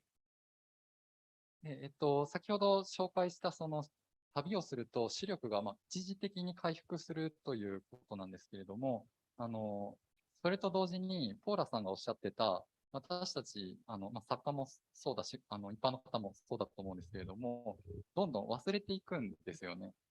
So one thing to again reiterate is that, as I mentioned earlier, when you travel, your vision or your sight temporarily, right? But also feeding off of what Paula said earlier about how we as writers, we continue to forget.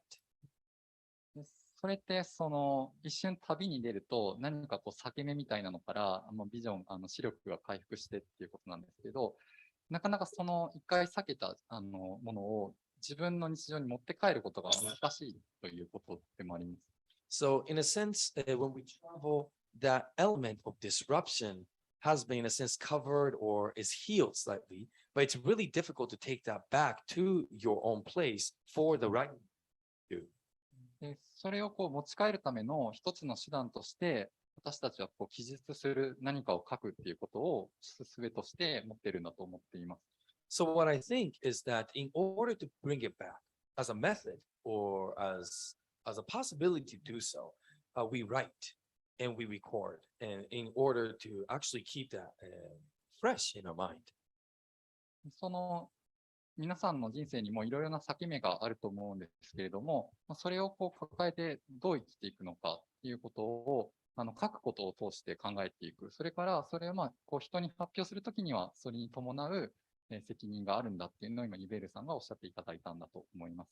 So what I have taken from what Hubert just also shared is that we as writers question ourselves and deal with, and this is not just writers, everybody as well, but we as writers live in the element, in the reality of disruption. And for that, we question ourselves of what this disruption is and how this affects us. And we basically cope with this through our writing. And which means that you must have responsibility for the writings and the works that you create? So briefly, the question, the writer should never be a colonizer. Do you want to translate that? 私が一つ皆さんになんていうんですかね、この強調したい、言葉としては、著者、作家はColonizer? Imperialist? 侵略者しましょうか。皆さんの心や考え方に対しての侵略者であることではいけない、あってはいけないと思っています。So the English language world is full of writers as colonizers. They go to other places. They take what they can. They judge. And they pass judgments. And then they go, they're the ones telling that story. You mean English as in English speaking? Yes. Okay. なので、英語圏の国々の読者たちは、この侵略っていうような感覚を持ってないかなっていうふうに、チェック、っていうふうに思います。それは様々な国に行き、そしてその一部を取って、そして裁いたりジャッジしたりして、で、それを自分の作品にするというふうな、私がちょっと、なんていうんですかね、好まない、賛同しないやり方を取り入れることが多いと思います。I'm really sick of it. それにヘドが出ます。I promise not to do it. 私はそういう、作家でありたくないというふうに強く思っています。Yeah, just something very briefly. I think it's also the role of the reader to always be conscious that often in those forms of writing, you learn more about the writer than the place itself. そして、私がちょっと一つまた皆さんにシェアしたのは、読者の立場として、その、なんていうか、書いている人を学ぶ、そのことっていうのことを、そのまま吸収したり考えたり取り入れたりするという意味ではなく、その書いている方のことを学ぶっていうふうな姿勢で読んでいただきたいなと思います。So when I read V.S. Naipaul, for example, I don't read him to learn more about Africa or India, whatever. I read him because I want to enter that consciousness and to see the way he views the world. なので、例えば、S. ナイポールですか。S. ナイポールさんの作品などを、読むときに私は、例えばインドであったりとか、アフリカのことを学ぼうっていうような姿勢ではなく、その著者がどういう意識で、どういう考えのもとでこの作品を作っているのかっていうのところに対して、自分の思い、そして着目して、そこを吸収しようとしています。します。Thank you.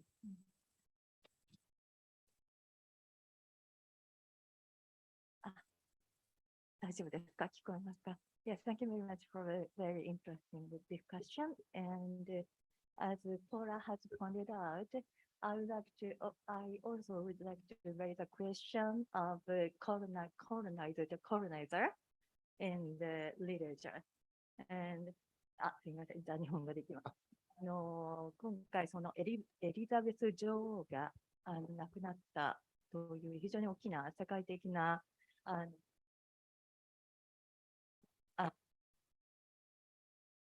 それはイギリス連邦とそれからイギリスとの歴史の裂け目としてもできると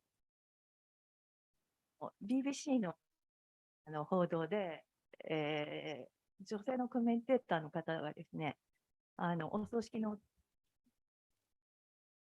人間のモータリティというもの、女王であっても、一般市民であっても、死というものから逃れ、王のお葬式が、提起したんじゃないかといったような中で、先ほどその文学というようなモータリティとの関わりであり、モータリティに対する問いというありましたので、この大きなある種の歴史的な節目としてのそのエリザベス女王の死というのが、その文学と権力、または文学と政治との関わりの中で、皆さんにどのようなインスピレーションを与えるのかということをぜひお伺いしたいと思います。よろしくお願いします。Okay, so I'm going to have to paraphrase, of course, but thank you. It's a very profound question. So she's wondering about, we're talking about the theme of disruption, right?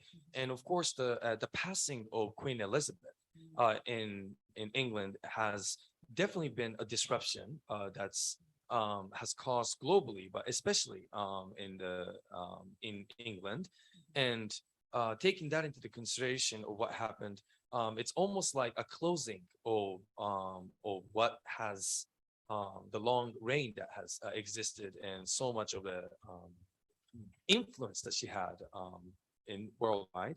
And furthermore, it brings the whole concept of mortality, and that death always awaits for us or in us. And with that said, of this experience of the disruption that was caused through Queen Elizabeth's passing, is this something that will affect you guys in your guys' writing or not?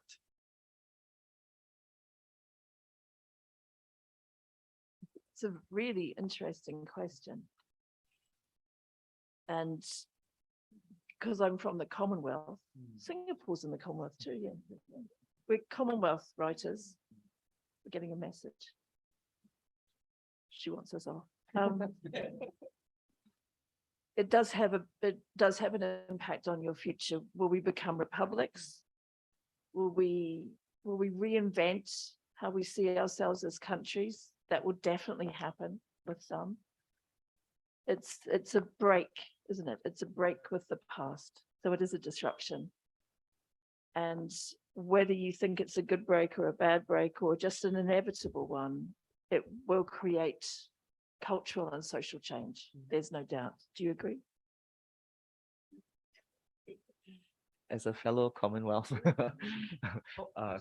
Maybe I can interpret first. Yes, absolutely. ニュージーランドが来ていて、連邦として、存在している国なので、国というか場所なので、こういった、世界的に、状況というもの、そして今ね、このような質問ありがとうございますというところからスタートでした。で、やっぱりエリザベス女王の、死っていうふうなことが、やっぱり裂け目として、起こり、そしてそれは、やはりこの文化との、考え方であったり価値観っていうようなところにすごく大きな影響を与える。そこのところはもう紛れもない真実だなというふうには思います。Yeah, so actually in Singapore there was some expressions of mourning from some of the political elites, but at the same time there was also some kind of pushback from the public as well, which is what's we got to do with her, what she got to do with us. Yeah. Expressions that there's a pushback from some members of the public. Yeah, I was asking like who she, what she got to do with Singapore. で、シンガポールでも、もちろんね、その、エリザベス女王の、死に対しての報道などが流れたんですけども、逆にそこは、からは、なんていうんですか、民間のこの抵抗の、ボイスというものも存在していて、いや、シンガポールとどういう関係性があるんですかっていうふうな考え方なども実際にありました。In New Zealand, there is a problem with becoming a republic. In 1840, so I don't know if you want to be specific in translating the year, Maoris signed a treaty with the crown. That's our foundation constitutional document. If we no longer have the crown, if we are a republic, I don't trust any modern day politicians to honor the promises made to Maori people. I think it could have very bad consequences for indigenous peoples all over the world. So that's a different perspective, I think, than just feeling the monarchy is irrelevant now. そうですね。なので、ニュージーランドに言いますと、その共和国としてなるというようなことに対してやっぱり抵抗があり、で、それがあるからこそ、I can do that. マオリ族は1840年にイギリスの国王、女王ですよね、その時は。と契約を交わしていて、で、もしこれがニュージーランドが共和国になってしまって君主を失ってしまった場合、それは実はそのマオリの守護者を失うという意味で、原住民にとっては良いことではないという、そう思われているところがあって、ただ単になんていうんですか、君主が亡くなって、王政がなくなって共和制になるのが単純にいいことかって、そういう単純な話でもないんだっていう話です。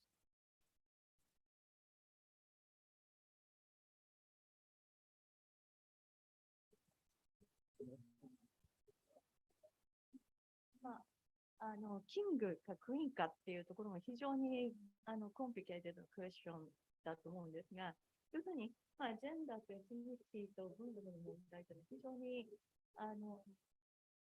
クロスインター非常に細かく結びついている中で、今回は権力者が女性であり、その女性がその植民地を支配している、いないという、そのディスカッションがまたジェンダーとどう関わるのかなということも、もしご意見があれば伺ってみたいなと思ったんですが。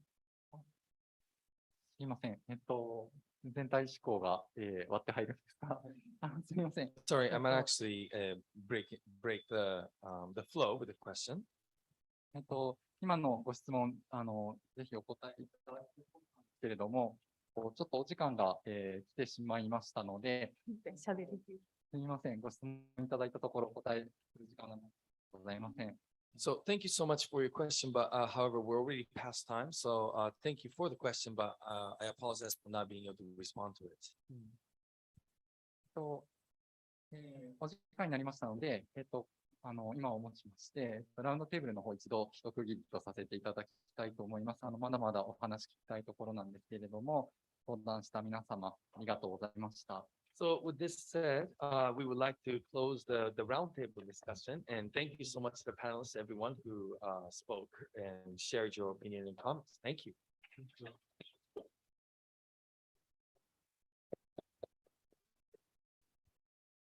それから、この、とても大変なディスカッションをすべて通訳してくださった、通訳のシュルツさん、谷本さん、本当にありがとうございました。And a lot of appreciation to the interpreters who went and was positive about this difficult discussion that was held.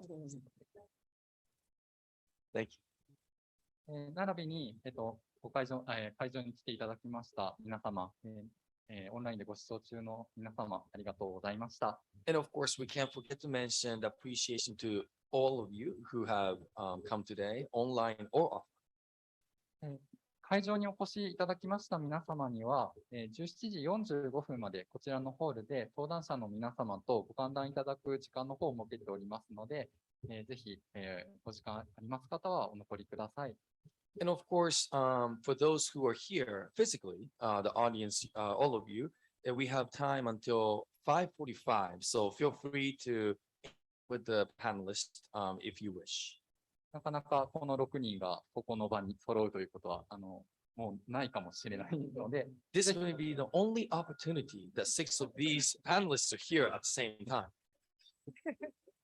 ぜひ何か京都でこういう体験をしてほしいとか、こういうところに立ち寄ってほしいという情報がありましたらお伝えいただきたいと思いますし、それぞれの読者の方もいらっしゃると思いますので、時間許す限りご歓談ください。And of course, wide range of the questions that you may have as one of your fans, being fan of their works, as well as maybe a certain experiences that you want them to have in Kyoto, certain places to visit, certain things to do as well. So these things maybe are some of the elements of things that you can share with them.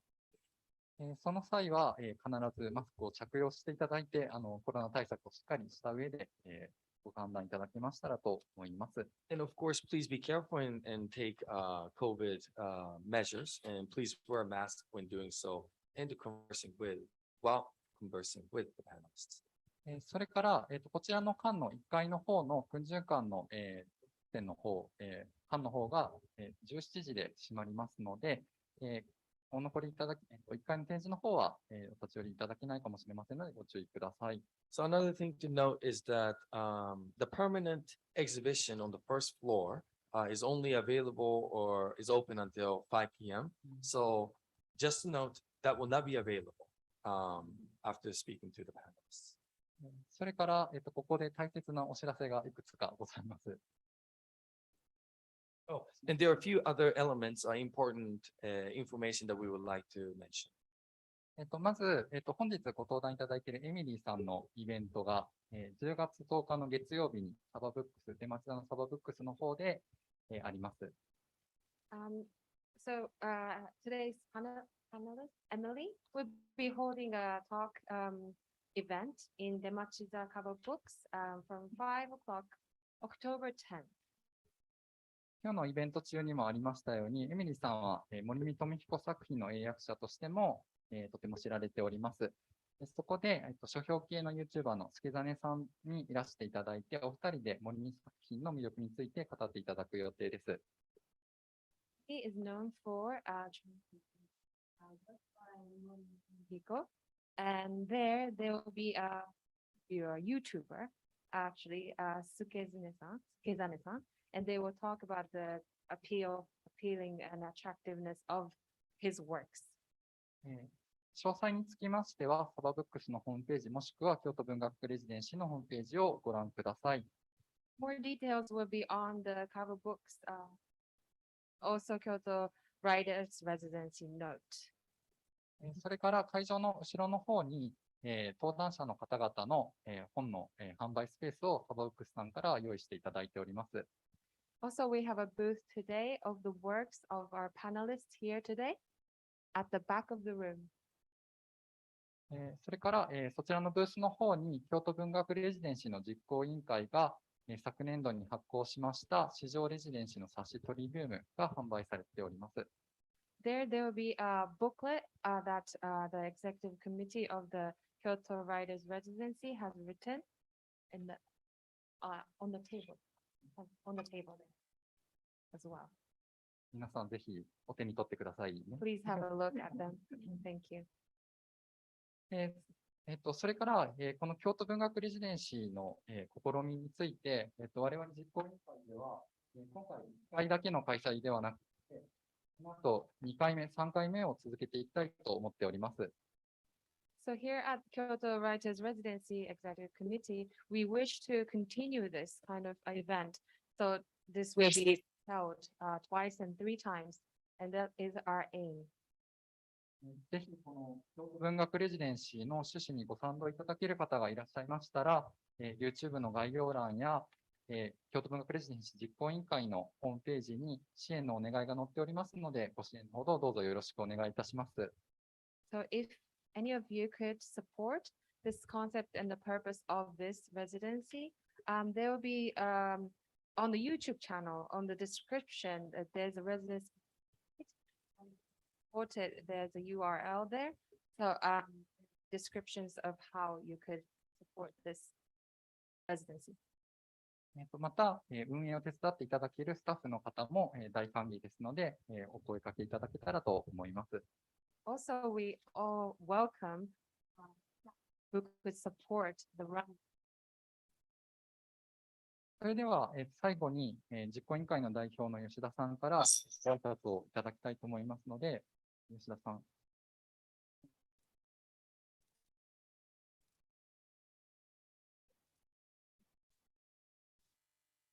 それでは、最後に、代表の吉田さんから、ご挨拶をいただきたいと思います。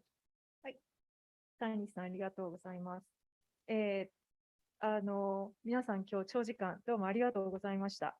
第1回の京都文学レジデンシーの最初のオープニングフォーラムだったんですけれども、10月1日から21日まで3週間、彼ら滞在して、これから執筆活動するわけなんですが、何を書くかは皆さん全く自由ということで、ね京都文学レジデンシーの実行委員会の目標、先ほどサーニさんがなんか2回目、3回目とか言っておりましたが、10年、20年、50年、100年と続けていくことが目標でございます。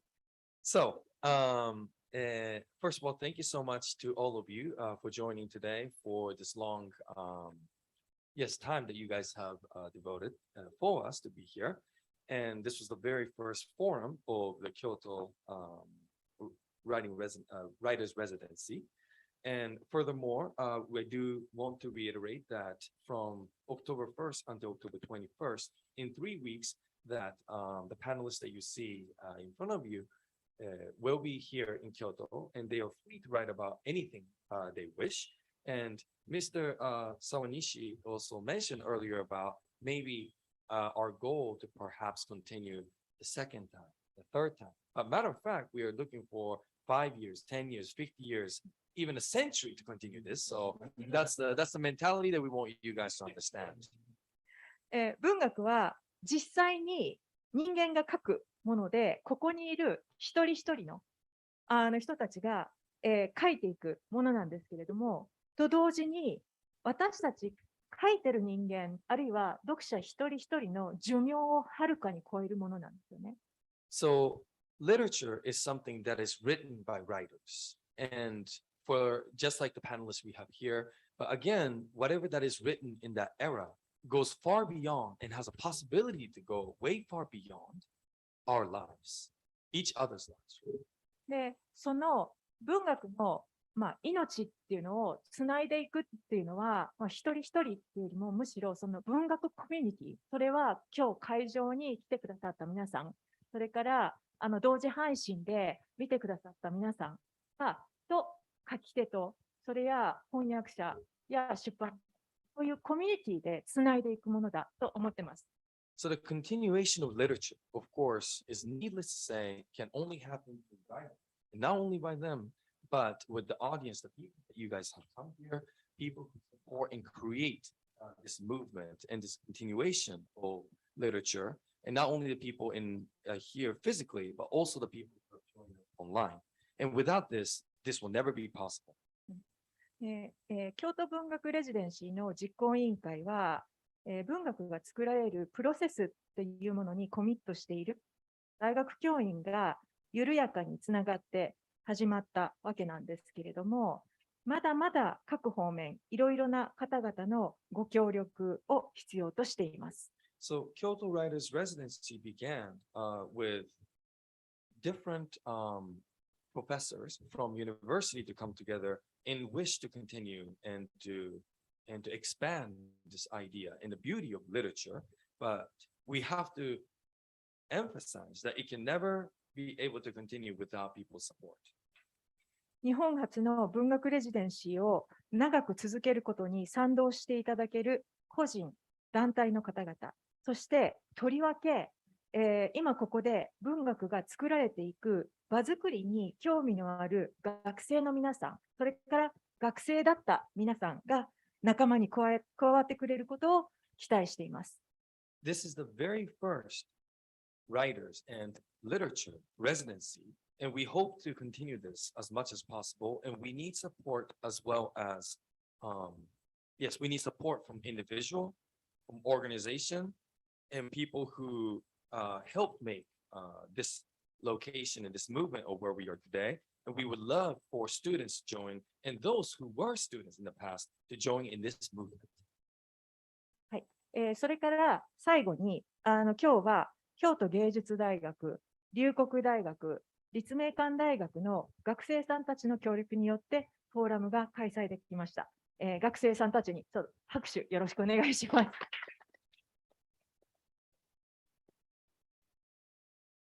はい。So of course, we have to never forget to mention that this forum came to be what we have today. We couldn't have done it without the help of Ryukoku University, Ritsumeikan University, and Kyoto University of Arts, and all the students from those schools that came together to make this come true. So please give them one more time the round of applause.